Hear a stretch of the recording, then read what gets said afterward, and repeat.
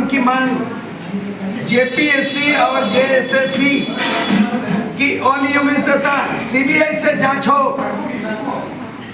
परीक्षा संचालन और नियोजन नीति में जवाबदेही सुनिश्चित हो, छात्रों के करियर का क्षतिपूर्ति उसका मुआवजा देना चाहिए, क्योंकि नियमतः 26 वर्षों में जो है 26वां जेपीएससी एग्जाम होना था, लेकिन अनियमितता भ्रष्टाचार के चलते वो जो है ना 14वां में अटक गया। तो ये झारखंड सरकार जो है ये उस लायक नहीं। अब सीधे हम लोग शिक्षा नीति हेमंत सोरेन पे है और कार्मिक विभाग के अंदर में जेपीएससी है। और मैं ये उजागर करना चाहता हूँ, ये सीआईडी से नहीं चलेगा, क्योंकि सीआईडी राज्य सरकार के कठपुतली है। अब ये मामला मुख्यमंत्री या तमाम मंत्री संतरी का ये बहुत बड़ा आंच आ गया है, इसीलिए सीआईडी से नहीं सीधे सीबीआई से जांच होना चाहिए और इमीडिएट जवाबदेही लेते हुए, जिस तरह केंद्र सरकार बीजेपी का डिक्शनरी में उसका बायलॉज में नियम में नीति में इस्तीफा नहीं था, लेकिन कॉकरोच पार्टी का निरंतर आंदोलन से जो शिक्षा मंत्री धर्मेंद्र प्रधान को इस्तीफा देना पड़ा। आज हम लोग तमाम यहाँ के जो भी बुद्धिजीवी हैं, हम लोग चिंतन मंथन किया। मैं पार्टी लेवल पे घोषणा नहीं कर रहा हूँ, जनहित में और झारखंड के राजहित में, इस जनता की हित में, झारखंड का बचाने के लिए भ्रष्टाचार मिटाओ, झारखंड बचाओ और नौजवान के हाथ में आने वाला दिन में सत्ता परिवर्तन और व्यवस्था परिवर्तन हो। इसलिए इमीडिएट जो है, पहले जिस तरह जेपीएससी के चेयरमैन आपने जिम्मेदारी लेके इस्तीफा दे दिया, हम एक चीज का उजागर करना चाहते हैं, मीडिया में अभी तक नहीं देखा है, क्योंकि जेपीएससी में 4 मेंबर, एक चेयरमैन होता है, चेयरमैन ने इस्तीफा दिया, बाकी 4 मेंबर में कौन? उसमें प्रमुख मेंबर है डॉक्टर भट्टाचार्य, और वो कौन है? सुप्रिया भट्टाचार्य की पत्नी है। जो भी लेन देन हुआ, मेरे इंफॉर्मेशन है कि बंगाल में तय होता था और बिहार में तय होता था और हरियाणा और राजस्थान बाकी लोगों को नौकरी बेचता था। नौकरी बेचने वाला, जमीन बेचने वाला और तमाम चीज बेचने वाला। इसलिए तत्काल जब इस्तीफा दे दिया अध्यक्ष, तो जेपीएससी का अस्तित्व खत्म हो गया, नियम है। इसीलिए इमीडिएट आज के तारीख से इंक्लूडिंग डॉक्टर भट्टाचार्य, श्रीमती भट्टाचार्य, सुप्रिया भट्टाचार्य की पत्नी जेपीएससी में घुसाड़ करके नौकरी बेचने का काम किया। कोई मीडिया में नहीं, मैं खुलेआम चुनौती देके कह रहा हूं कि जो भी लेन देन हुआ है चेयरमैन से लेके, जिसका नाम उजागर नहीं हुआ है, वो है सुप्रिया भट्टाचार्य, पार्टी का प्रमुख नेता, झारखंड मुक्ति मोर्चा का सरकार चला रहा है। और ये जो सिंडिकेट इसीलिए इस्तीफा मांग रहे हैं। यहाँ पर पार्टी झारखंड मुक्ति मोर्चा पार्टी चलाता सुप्रिया भट्टाचार्य, उनका पत्नी डॉक्टर सुप्रिया भट्टाचार्य जेपीएससी में मेंबर कैसे बना? दूसरा चीज है माइनिंग घोटाला, जमीन घोटाला, पंकज मिश्रा करते हैं, जेल जा चुका है, और झारखंड मुक्ति मोर्चा का केंद्रीय कमेटी का सचिव है।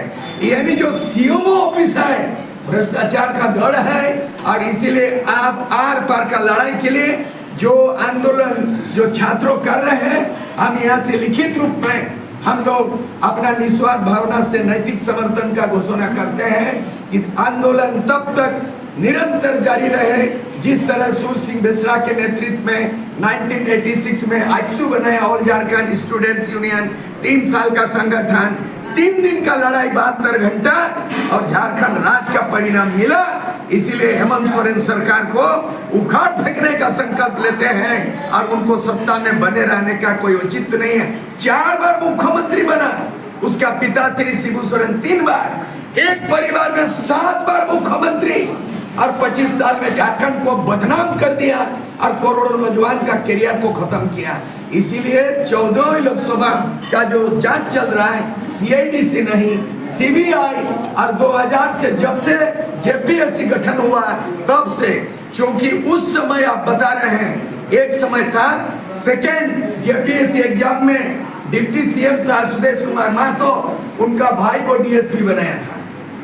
तो आप जब जब मंत्री बनता भाई भतीजावाद चला, और आज भी वही हालत है कि सुप्रिया भट्टाचार्य जेएमएम का सुप्रीमो और उनकी पत्नी जेपीएससी का मेंबर है, उसका नाम नहीं आ रहा है। ये तत्काल उन लोग रिजाइन दे और सीबीआई के शिकंजे में हो, और हम लोग भी ऑफिशियल जो बनेगा शिकायत सीबीआई से, इनकम टैक्स डिपार्टमेंट से और ईडी से हम लोग मांग करेंगे कि इन 25 वर्षों के अंदर में 14 बार सरकार बना है और 14 बार बना है, और झारखंड को इन लोग काया पलट होना था, लेकिन अब काया पलट नहीं। झारखंड में 2029 के पहले तख्ता पलट करेंगे। मैं नौजवान डायरेक्ट इन्वॉल्व नहीं होंगे, अपील करना चाहते हैं नौजवान, क्योंकि हमारा भी बाल बच्चा नौजवान है, कोई पढ़ रहा है, कोई नौकरी की तलाश कर रहा है। इस वक्त झारखंड के करोड़ों नौजवान जो आंदोलन कर रहा है, जिस तरह कॉकरोच पार्टी का आह्वान से दिल्ली में तख्ता पलट हुआ और एक मिसाल पेश किया, हम चाहेंगे कि झारखंड के नौजवान जो जेपीएससी एग्जाम में उनके साथ धांधली हुई, करियर नष्ट हुआ, उसका मुआवजा सुनिश्चित किया जाए, और जब तक मुख्यमंत्री समेत मंत्रिमंडल के जो जवाबदेही उनको इस्तीफा नहीं देते तब तक आंदोलन जारी रहे, यही हम घोषणा करते हैं। आवाज कीजिएगा तो सरकार के खिलाफ जांच सीआईडी करेगा। सीआईडी का दायरा कितना है? तो सीआईडी का दायरा उतना नहीं है, इसीलिए स्टेट गवर्नमेंट के अंडर में जब जांच होता है और जांच होता है तो ईडी मस्ट बी एंट्री और सीबीआई होना चाहिए, उसे कम हम लोग स्वीकार नहीं। छात्रों का मांग है सीबीआई से जांच हो, छात्रों का मांग है कि मुख्यमंत्री हेमंत सोरेन इस्तीफा दो, और इसका संदेश हम लोग तमाम झारखंड आंदोलनकारियों को यही संदेश देंगे झारखंड में कि अभी अपना मैंने सारे चीज भूल करके पार्टी से ऊपर उठ करके करियर का सवाल है, नौजवान का सवाल है, आप जो है मुख्यमंत्री का इस्तीफा से कम कुछ स्वीकार नहीं और सीबीआई से जांच के बिना उससे कम कुछ स्वीकार नहीं। क्या मैं अपने से नहीं कहूँगा, उनका कल हम संदेश देखा है कि यहाँ पे politician no entry, party no entry. हम चाहेंगे कि मैं भी जब मेरे नेतृत्व में 89 में हमने 72 घंटा झारखंड बंद किया तो ऑल झारखंड स्टूडेंट्स यूनियन था, झारखंड मुक्ति मोर्चा नहीं था, झारखंड पार्टी नहीं था। मैं भी स्टूडेंट था, एमए पास, एमए का स्टूडेंट थे और आजसू छात्र था, नेतृत्व प्रभाकर तिर्की और भी लोग थे, लेकिन मैं हेडेड बाय सुर सिंह मिश्रा। लेकिन हमने 72 घंटा आंदोलन किया, राजीव गांधी प्रधानमंत्री दिल्ली बुलाया बूटा सिंह और एग्रीमेंट किया, तब झारखंड बना। तो इसीलिए इसका आंदोलन में राजनीतिक इन्वॉल्वमेंट ना होना चाहिए। राजनीतिक स्वार्थ की राजनीति होती है, दल बदलू होते हैं, दागी वाले होते हैं, ये लोग पलटूरा होते हैं, आज इधर तो कल उधर। इसलिए विशुद्ध रूप से छात्र आंदोलन 1986 में जो सत्ता बना, 85 में असम, तो ऑल असम स्टूडेंट यूनियन आंदोलन किया, प्रफुल्ल मान तो सत्ता में आया। ऑल बोडो स्टूडेंट यूनियन 93 में एकॉर्ड हुआ, बोडोलैंड बना।